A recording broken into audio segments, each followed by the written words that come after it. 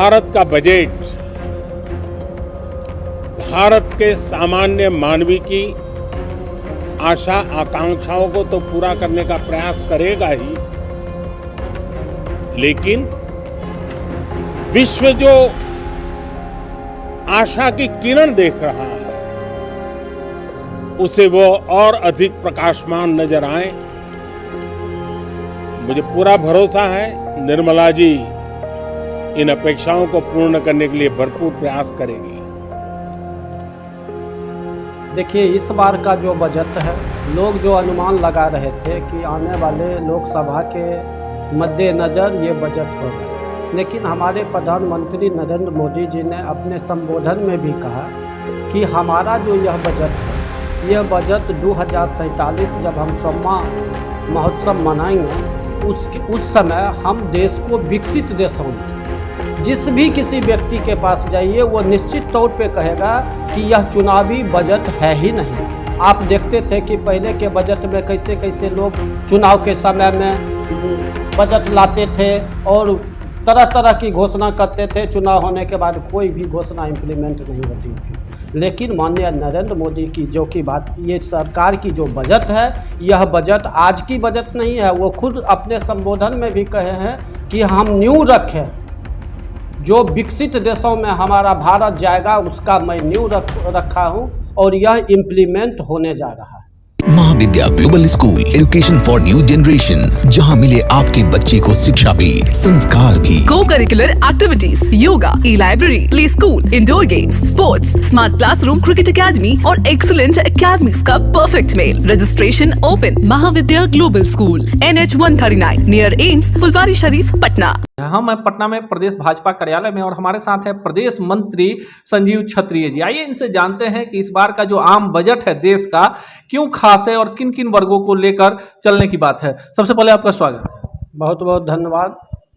देखिए, इस बार का जो बजट है, लोग जो अनुमान लगा रहे थे कि आने वाले लोकसभा के मद्देनज़र ये बजट होगा, लेकिन हमारे प्रधानमंत्री नरेंद्र मोदी जी ने अपने संबोधन में भी कहा कि हमारा जो यह बजट है, यह बजट 2047 जब हम 100वां महोत्सव मनाएंगे उस समय हम देश को विकसित देशों में हम अब भारत को गिनती करवाएंगे। यह इतना संतुलित बजट और हर तबका के, चाहे वो मजदूर हो, युवा हो, महिला हो या टैक्स का, जो लोग बार बार कहते थे कि टैक्स स्लैब में भी माननीय नरेंद्र मोदी जी ने बहुत सारा बेनिफिट दिया है।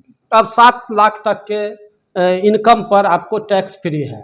तो यह बहुत ही जन उपयोगी और बहुत ही संतुलित और बहुत ही विकसित बजट है। इससे हमारे भारत देश का उन्नति निश्चित तौर पे होगा।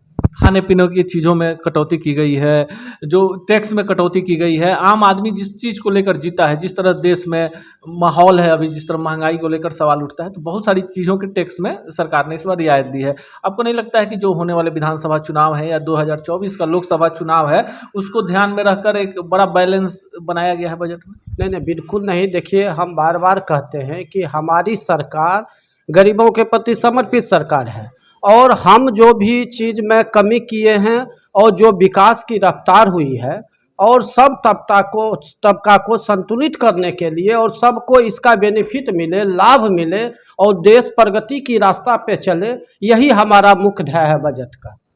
आपको नहीं लगता है कि जिस तरह से केंद्र सरकार काम कर रही है और पूरी तरह विपक्ष जो है बिखर चुका है, कहीं ना कहीं बजट पर भी राजनीति हावी हो गई है, जैसा कि आरोप लगा रहा है विपक्ष की ये जो बजट है ये चुनावों को मद्देनजर रखकर एकाएक जिस तरह की व्यवस्था की गई है, और बिहार के जो नेता हैं वो कह रहे हैं बिहार के लिए इसमें कुछ खास नहीं है। देखिए, विपक्षी तो बोलेंगे ही, उनका बोलने का एक तरीका है कि अच्छे बजट को भी वो कहेंगे इसमें कुछ नहीं है। आप किसी से भी, हमसे नहीं, आप जाके जनता के बीच में जाइए और किसी भी, आप या तो गरीब लोग के पास जाइए या मध्यम वर्ग के लोग के पास जाइए या उच्च वर्ग के लोग के पास जाइए, जिस भी किसी व्यक्ति के पास जाइए वो निश्चित तौर पे कहेगा कि यह चुनावी बजट है ही नहीं।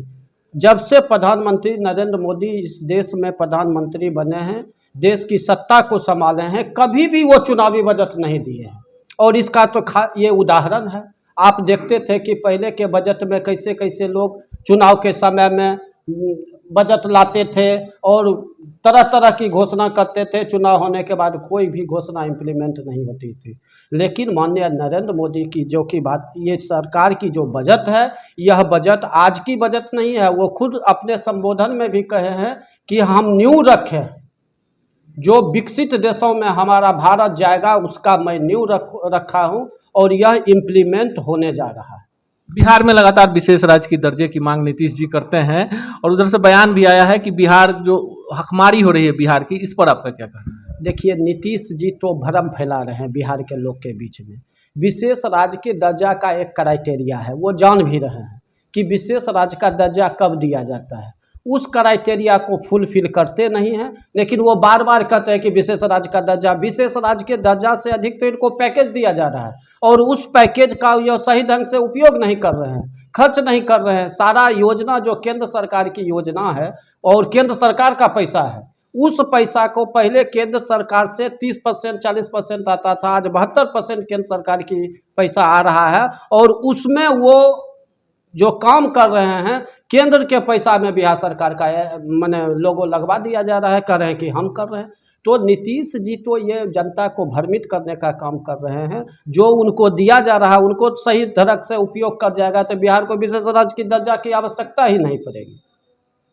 देखिए, ये संजीव क्षत्रिय और इनका साफ मानना है कि जो केंद्रीय बजट है काफ़ी संतुलित है, आम आदमी को राहत देने वाला है और जो जितने भी सुझाव आए थे उस पर केंद्र सरकार ने एक दूरगामी परिणाम को देखते हुए बजट को संतुलित किया है और आम आदमी को ढेर सारी रियायतें दी गई है। खाने पीने की वस्तुओं पर टैक्स घटाया गया है, साथ ही साथ आम आदमी को टैक्स में रियायत दी गई है और कई ऐसे क्षेत्र हैं जिनमें इससे पहले के बजटों में कोई प्रावधान नहीं होता था और जिस तरह से आर्थिक उदारीकरण के नाम पर देश को गरीबी में ढकेला जा रहा था, उससे बाहर निकालने की एक पुरजोर कोशिश है। अब यह देखना दिगर होगा कि 2024 के लोकसभा चुनाव में इस बजट का क्या असर होता है और आने वाले विधानसभा चुनाव में जनता इस बजट पर क्या ओपिनियन देती है। पर एक बात तो साफ है कि बजट के माध्यम से केंद्र की भाजपा सरकार ने अपने विरोधियों को मुंहतोड़ जवाब दे दिया है।